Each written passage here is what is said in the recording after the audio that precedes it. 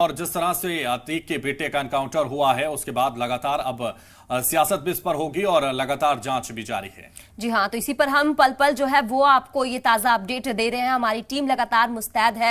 यहां पर अतीक अहमद के बेटे असद का जो एनकाउंटर हुआ है, यूपी एसटीएफ ने किया है असद का एनकाउंटर। शूटर यहां गुलाम भी इस एनकाउंटर में ढेर है। तो झांसी में हुआ है ये असद गुलाम का एनकाउंटर। ये तो बड़ी खबर आपको बता रहे हैं अपने टीवी स्क्रीन पर। लगातार हमारी टीम जो है वो यहाँ जीरो ग्राउंड रिपोर्टिंग कर रही है और पल पल की जो खबरें हैं वो आप तक पहुंचा रहे हैं। तो अतीक अहमद के बेटे असद का एनकाउंटर हो चुका है। यूपी से सबसे बड़ी खबर इस वक्त आ रही। यूपी एसटीएफ ने असद का एनकाउंटर किया है। शूटर गुलाम भी एनकाउंटर में ढेर हुआ है। झांसी में हुआ असद और गुलाम का एनकाउंटर। ये बड़ी खबर इस वक्त आपकी टीवी स्क्रीन पर लगातार आप देख रहे हैं। यूपी एसटीएफ ने असद का एनकाउंटर किया है।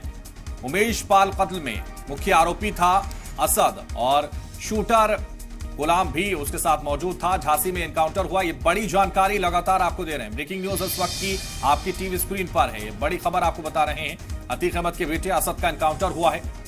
तो उमेश पाल हत्याकांड में यहां फरार माफिया अतीक अहमद के बेटे असद और उसके यहां पर जो सहयोगी गुलाम को यूपी एसटीएफ ने एनकाउंटर में मार गिराया है। दोनों पर बता दें आपको कि 5-5 लाख रुपए का इनाम था। यहां इनका एनकाउंटर जो है वो यहां झांसी में किया गया है। एसटीएफ के दावा किया है कि इसके पास से कई हथियार भी जो है वो मिले हैं। तो ये बड़ी खबर आप तक पहुंचा रहे हैं। लगातार हमारे यहाँ पर रिपोर्टर है वो भी आप तक जानकारी पहुंचा रहे हैं। लगातार यहाँ के हमारे रिपोर्टर जो है वो आप तक जुड़े हुए हैं। जयपाल जो है वो भी यहाँ बता दें कि उमेश पाल के घर पर मौजूद है यहाँ इस वक्त भी। तो अतीक अहमद के जो बेटे हैं असद, उसको एनकाउंटर में ढेर कर दिया गया है। तो ये बड़ी खबर आप तक पहुंचा रहे हैं। उत्तर प्रदेश से सबसे बड़ी खबर आपको बता दें। लगातार यूपी एसटीएफ जिस तरह से एनकाउंटर की खबर आपको बता रहे हैं। शूटर गुलाम भी एनकाउंटर में ढेर हुआ। असद का बेटा माफी चाहेंगे, अतीक का बेटा असद एनकाउंटर में ढेर हुआ है।